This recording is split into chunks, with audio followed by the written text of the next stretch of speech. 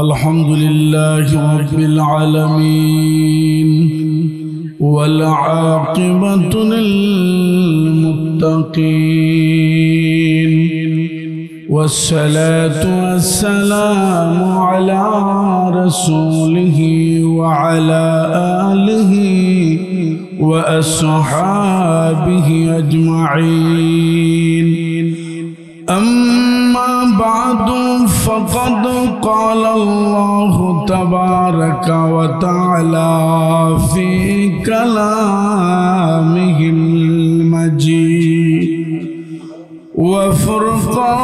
وفرقانه الحميد أعوذ بالله من الشيطان الرجيم بسم الله الرحمن الرحيم ورفعنا لك ذكرك صدق الله العظيم وقال النبي صلى الله عليه وسلم المرء مع من أحب أو قام قال عليه الصلاة والسلام وقال تعالى في شأن حبيبه صلى الله عليه وسلم إن الله وملائكته يصلون على النبي يا أيها الذين آمنوا صلوا عليه وسلموا تسليما اللهم صل على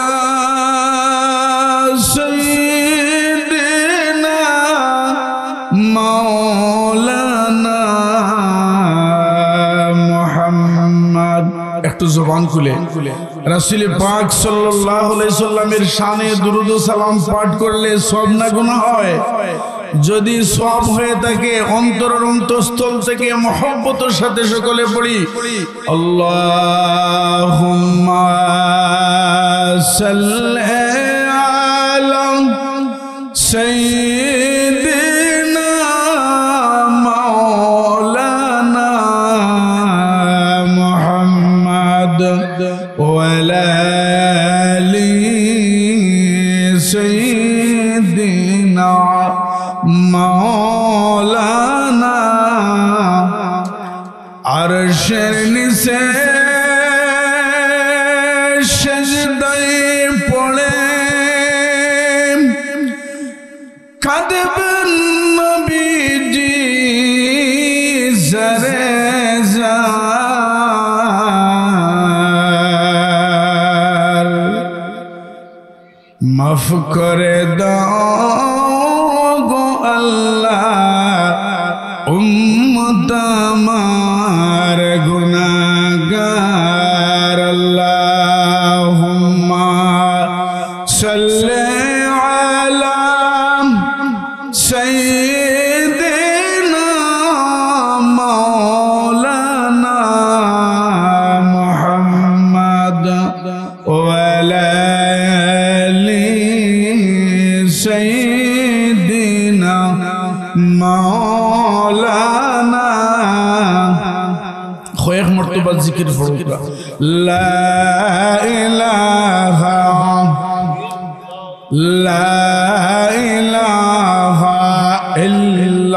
ইল্লাল্লাহ লা ইলাহা ইল্লাল্লাহ লা ইলাহা লা ইলাহা আমার মনের বেদনা না, বোঝাইলে কেউ বোঝে না, শোনাইলে কেউ শোনে না, শোনেন শাহে মদিনা লা ইলাহা, আর একটু জোরে মোহব্বতে লা ইলাহা লা ইলাহা। নবীজির পিতা আব্দুল্লাহ, নবীজির মাতা আমিনা, নবীজির দুধ মা হালিমা, নবীজির রোজা মদিনা লা ইলাহা লা ইলাহা লা ইলাহা লা ইলাহা ইল্লাল্লাহ মুহাম্মাদুর রাসূলুল্লাহ সাল্লাল্লাহু আলাইহি ওয়াসাল্লাম। আলহামদুলিল্লাহ।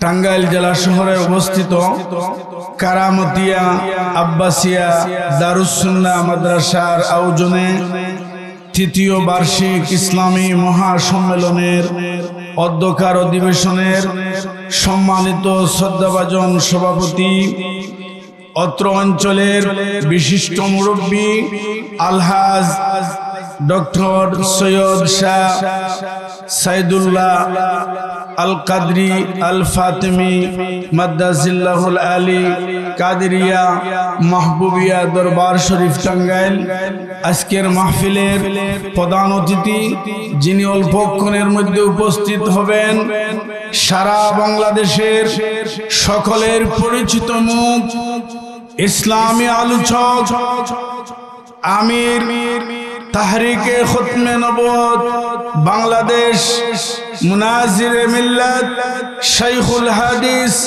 আল্লামা মুফতি ডক্টর সৈয়দ মুহাম্মদ এনায়েতুল্লাহ আব্বাসী জৈনপুরী হুজুর। অল্পক্ষণের মধ্যে হুজুর আসবেন। আজকের মাহফিলের পরিচালনা যারা করছেন আমার অত্যন্ত প্রিয় ভাই পীরজাদা মাওলানা মোহাম্মদ ইসমাইল হোসেন সাহেব টাঙ্গাইল, পীরজাদা মাওলানা মোহাম্মদ মনিরুজ্জামান আনসারী সাহেব টাঙ্গাইল, যিনি মাহফিলের আয়োজন করেন, অত্র মাদ্রাসার সম্মানিত প্রতিষ্ঠাতা পরিচালক হযরত মাওলানা সাইদুল ইসলাম সাইদ সাহেব সহ আজকের মাহফিলে আগত সকল উলামায়ে কেরাম, আজকের মাহফিলে আগত সম্মানিত শ্রদ্ধাভাজন প্রবীণ মুরব্বিয়ানে কেরাম, আজকের মাহফিলে আগত আমার কলিজার টুকরা যুবক বন্ধুরা, স্কুল কলেজ মাদ্রাসার প্রিয় ছাত্র ভাইরা, আমরা সকলে মিলে মহান আল্লাহ পাকের দরবারে শুকরিয়া আদায় করি যে আল্লাহ পাক রব্বুল আলামিন আমাদেরকে প্রতি বছরের ন্যায় এই মাহফিল আয়োজন করার, আমাদেরকে আসার, বসার, আলোচনা করা, আলোচনা শোনার মতন তৌফিক সুযোগ দান করেছেন। সেজন্য রব্বুল আলামিনের দরবারে আলিশানে জবান খুলে উচ্চ আওয়াজে সকলে পড়ি আলহামদুলিল্লাহ। শুকরিয়ার আওয়াজ এভাবে হলে চলবে না, আরো একটু উচ্চ আওয়াজে সকলে পড়ি আলহামদুলিল্লাহ। সম্মানিত হাজিরিন, আমি পবিত্র কালামুল্লাহ শরীফ থেকে 30 নম্বর পারার একটি আয়াতে কারিমা তিলাওয়াত করেছি। অসংখ্য হাদিসের মধ্যে থেকে একখানা হাদিস শরীফ পাঠ করেছি।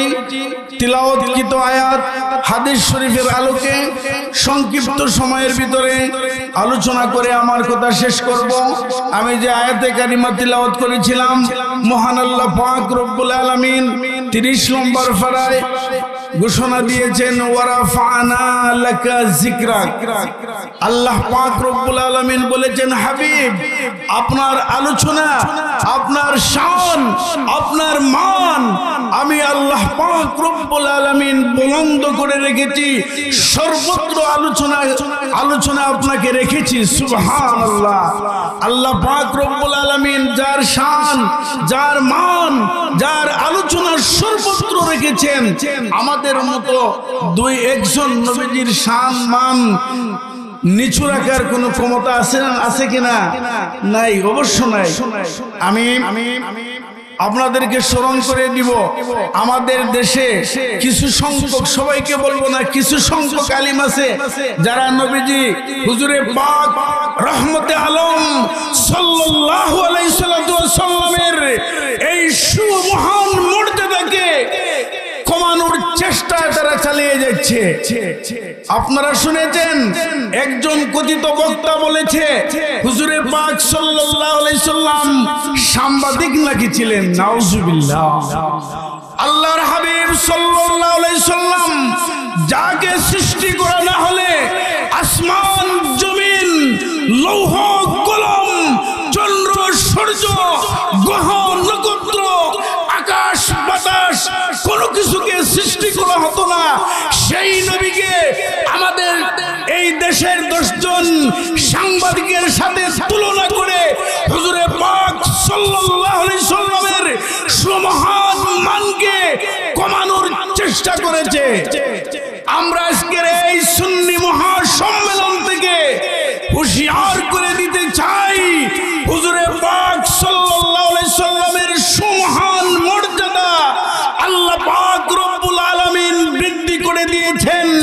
তোমাদের মতন দুই একজন বক্তা আল্লাহর হাবিবের মান খাটো করার চেষ্টা করে সফল হতে পারবে না ইনশাআল্লাহ। আপনারা শুনেছেন আল্লাহর হাবিব সাল্লাল্লাহু আলাইহি সাল্লামকে আরো একজন বক্তা কটাক্ষ করেছে। আমরা সোনার মক্কা, সোনার মদিনা বলি, আমাদের প্রাণ, আমাদের মন মক্কা এবং মদিনার সাথে সম্পৃক্ত। হুজুরে পাক সাল্লাল্লাহু আলাইহি সাল্লামের সাথে আমাদের মন প্রাণ সব সময় সম্পৃক্ত থাকে। কথিত আরো এক বক্তা বলেছে, এই কিয়ামত সঙ্গ নিকটে আসলে মদিনা শরীফে নাকি, আমার বাসায় বলতে লজ্জা হচ্ছে, কুত্তা নাকি প্রস্রাব করবে না। নাউজুবিল্লাহ। আর কোনো বলার ভাষা নাই, আর কোনো বক্তব্য দেওয়ার তোমাদের কোনো কোরআন হাদিস থেকে বলার কোনো ক্ষমতা নেই। মক্কা এবং মদিনা হুজুরে পাক সাল্লাল্লাহু আলাইহি সাল্লাম সম্পর্কে তোমরা এই ধরনের বক্তব্য দিয়ে তোমরা কি প্রমাণ করতে চাও? আপনারা দেখেছেন এই দেশের কিছু সংখ্যক আলেম উলামারা রোজার সাথে পূজাকে তুলনা করেছে। এই দেশের কিছু সংখ্যক আলেম উলামারা, আপনারা দেখেছেন কিছুদিন আগে দুর্গা পূজা গেল, সেখানে গিয়ে আল্লাহ পাকের শুকরিয়া আদায় করেছে, দীর্ঘদিন পরে তারা যেতে পেরেছে। নাউজুবিল্লাহ। আল্লাহর হাবিব সাল্লাল্লাহু আলাইহি সাল্লাম মূর্তি পূজা বন্ধ করার জন্য এসেছিলেন না আল্লাহর হাবিব মূর্তি পূজা দেশে এই পৃথিবীতে চালিয়ে যাওয়ার জন্য এসেছিলেন?